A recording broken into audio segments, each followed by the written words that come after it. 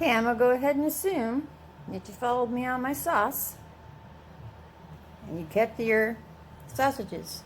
And what we want to do with the sausage, because we're going to make lasagna. And it's very hard for me to do this like this, but we want to cut it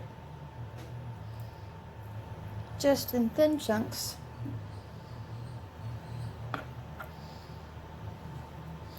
Kind of like if someone's going to put it on top of your pizza. So about this size. Okay? I'm going to cut these up and we're going to put them in our prep bowl. There you go. Now all of them cut up all nicely. Go ahead and put that in the refrigerator. While you finish doing all your other prep work, do not leave it out, not even in the covered microwave. It is a meat product and it can go bad. So go put it in the refrigerator and we'll start on something else. Okay, this is what you're going to need for your ricotta mix. Now, normally I get a large tub, but the young man that brings me my groceries, well, he just brought me a small one. So we're going to work with that because he was sweet enough to do it. It's about 1/4 cup of freshly grated Parmesan cheese. I do not recommend that you use that powdery stuff they put in the little container you get on the shelf. And ground nutmeg. I don't have a 1/16 of a teaspoon available, so I'm using just a little, trying to use half of a 1/4. You're going to need an egg. For this, you're just going to need a regular tub of avocado, and I like using these. I like fresh mozzarella. This is the best I can get right now, is the pearls, which saves you a lot of grating anyway. So, here in a minute, I'm going to put it in the bowl. It's really just a matter of putting it in there and mixing it up really well. Do not add salt. Do not add salt. If you think about it, there's a lot of salt in here already, plus in the cheese. So, I'm going to go ahead and put it in the bowl and mix it up and show you what it should look like. You know, one thing to do to make it look nice, just give it a little bit of a color, is add a little bit of parsley flakes, and I'm going to do that as well. Okay, that should be the consistency of it. And you're going to have the little lumps because they're pearls. The fresh mozzarella. I'll show you when we put it together because we're going to add more to it. I like to use a fork because I like to really beat in the egg with my ricotta so everything gets beat in really well. And again, go put this in the refrigerator. Do not leave it out. It too can go bad. We have prep work we have to do before we can put this together. So I'm going to go put it away and get out the next step. Okay, basically you're going to take 2 of these. So it equals 1 pound. And if you can't get the mozzarella pearls or fresh mozzarella, try to buy it in a cube. Don't buy it already shredded. It will not taste right. Anyways, break them up because it comes in a ball and you got to break it all apart. So you got about 1 pound of mozzarella here. This is not just for a layer. This also goes in with your sausage. And again, go put it in the refrigerator because there's more to do. Alright, well, we're going to go ahead and get our water boiling. Of course, I'm going to put it on high. I don't put any salt in it. I wait until it comes to a boil, and then I just tap a little bit of salt into it. It's supposed to keep the noodles from sticking to the bottom. I have no idea. They don't stick to the bottom. You can use any lasagna you want to. Just don't get the oven ready one, because you're going to need this to go up the sides. You're going to need to be able to bend it. So, I'd say 3, 6, 9, 12. Cook at least 16 pieces. I'd go ahead and just cook the whole daggum box because you might need it. So we're going to let that come to a boil. When it's done boiling and when the noodles are firm but tender, I'm going to show you how I cool them off, and it makes them easier to handle when you go to put it together. I'll be back. Okay, I just wanted to add, when you bring it back to a full boil, when you put your noodles in, it's hard to see with all the steam. One thing I like to do is just to sit here and make sure that my noodles don't get stuck together. It's very hard to see, with all the steam. But I just keep them separated, just really lightly. You know, just kind of wiggle them around a little bit so they don't stick to one another. And we're going to check it in about 14 minutes, and it should be good. Okay, they were ready a little bit earlier. I like them to be a little firm, not too soft, because they're still going to cook in the oven. What I do is I just rinse them basically with cold water, and I basically let it overflow. The noodles don't come out, they stay in, and that's how I let them cool down. And I'll give it about maybe 20 minutes or so, and then I'll put together the lasagna, because I believe we got all our prep work out of the way. I'll be back. Side note, I didn't mean to let the water run for 20 minutes. I would not recommend doing that at all. That's very wasteful.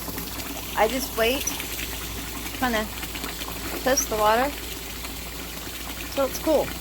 All I'm doing is trying to dump out part of the hot, bring in more of the cool.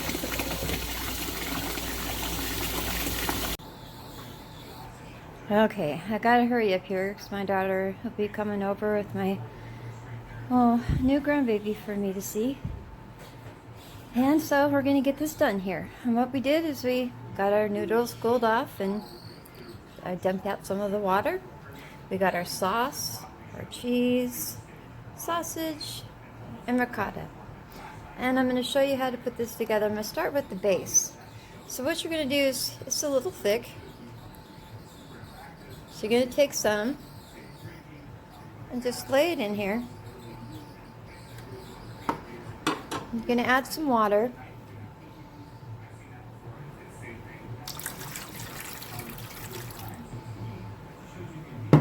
You don't want this to be really thick. You want it to be thin. So you want to smooth that around in there a little bit. You can take and use your hand and move it around. And I'm going to stop and do that because I'm in a hurry. Hold on.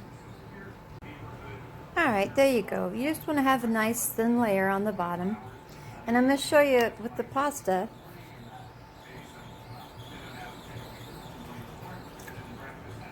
What you're going to do is you're going to lay it in there to where it comes up on the side. Just a bit. You ever had lasagna that just you took it out and it all fell apart? Well, this is part of the reason why.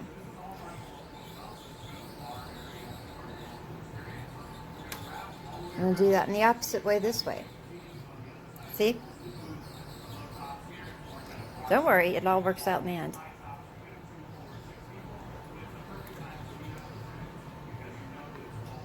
Okay. Move it just a bit.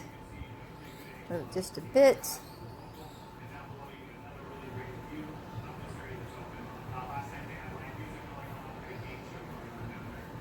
See? Now I'm going to go ahead and lay my sausage down. It doesn't have to be perfect.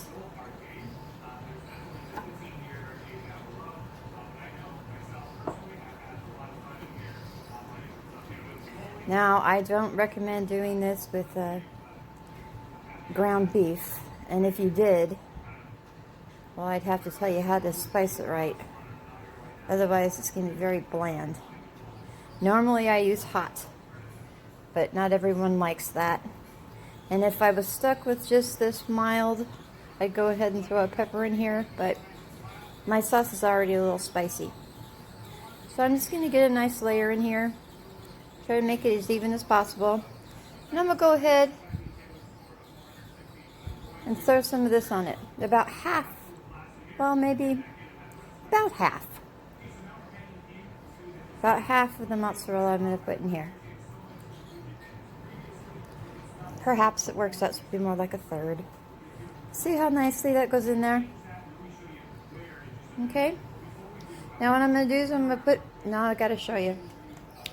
Alright. Okay. You see over here?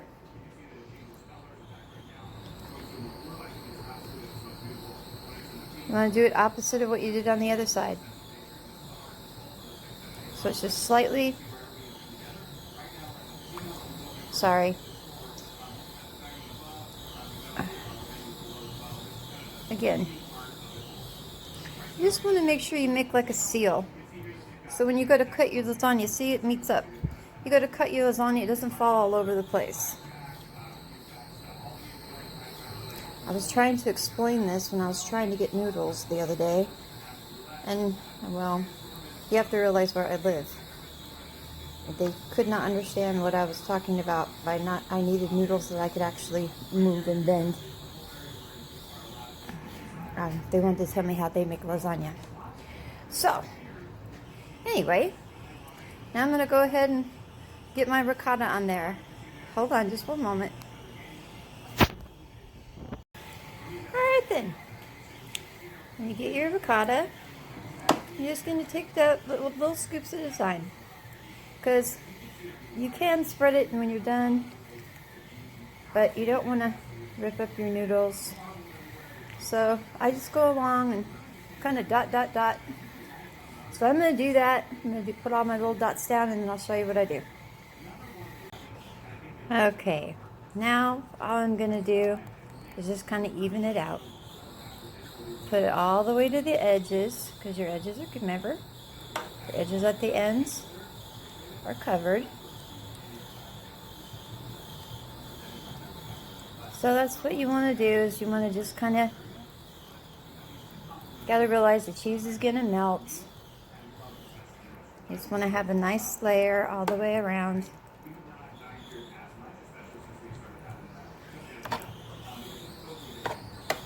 Okay, so because I'm in a hurry, I'm going to go ahead and smooth it out, and then I'll take another video for you. Hang on.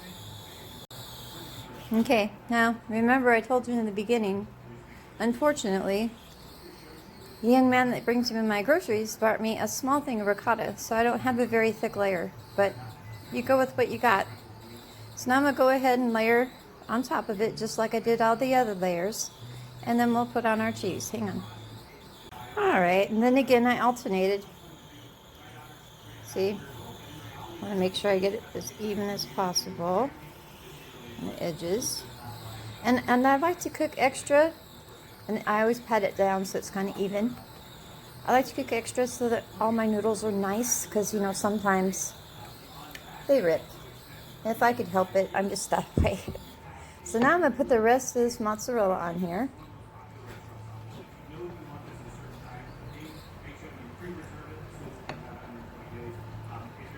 You notice that I haven't put any sauce inside of it, and that's intentional. I want it to hold together, and I'll put the sauce on the top. So I'm just gonna kind of spread that out, and then I'm gonna go ahead and put another layer down. Okay, and that's my final layer of noodles. I know a lot of people put their mozzarella on the top. I seem to think that that's a waste, especially if you don't put aluminum foil on the top, because then it becomes very chewy and burnt, and, well, I just don't prefer it that way. That's what the Parmesan cheese is for. Freshly grated Parmesan, not the stuff in the can that you get off the shelf. So you're going to go ahead and take your thick sauce, kind of lay it on there. You don't want to ever be too rough and tear your noodles. And you're going to notice that I don't put a lot of sauce on when I cook. I do have sauce on the side for later. But this helps too. Keep it from being runny and overspilling into your oven. Keeps everything in place. At the end, depending on how much is left, I usually make one of these a month. And then I break it apart, and I'll show you how to freeze it so that you can always pull it out when you want it and have lasagna whenever you want it. I'm going to go ahead and smooth this out because, like I said, I'm in a hurry this time, and I'll be back. Alright, I'm going to go ahead and just sprinkle the top with my Parmesan, trying to make it even. You always want to make sure you have a little left so people can put it on themselves if they want more. Get a nice little dusting on there.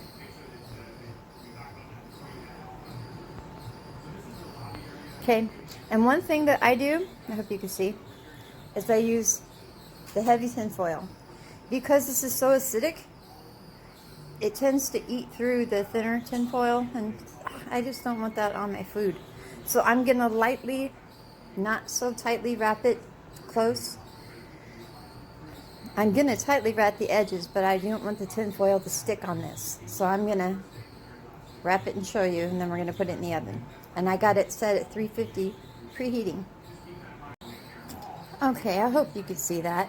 See, I did it, I put it over the top, and then I did the edges, and I tried to keep it a little, I don't know if you can see, so that it was just off the food. So we're gonna take this to the oven, and this sucker is heavy. All right. Now what I did to save time, as I already had my rolls, I know they look funky, that was gonna be the bread bowl I was gonna do, but my daughter decided to come, so I made rolls instead. So I'm gonna throw it all in at the same time. I hope I can do this with one hand. Man, this is heavy. We're gonna go ahead and we're gonna check this in about half an hour, because we're gonna want to pull our bread out, and it's gonna be another half an hour, and at that point I'll probably pull the top off. Okay, well, let's check again. Yep, that's dinner. We'll be back. Okay, we're at the 30-minute mark. Yep, my rolls are done. That'll be nice. Okay, and I'm just gonna move this over to the middle. Take the top off. Aha! See? No aluminum in my food. I'm gonna let that cook for another 30 minutes. Then I'm gonna pull it out, and we'll be ready to eat.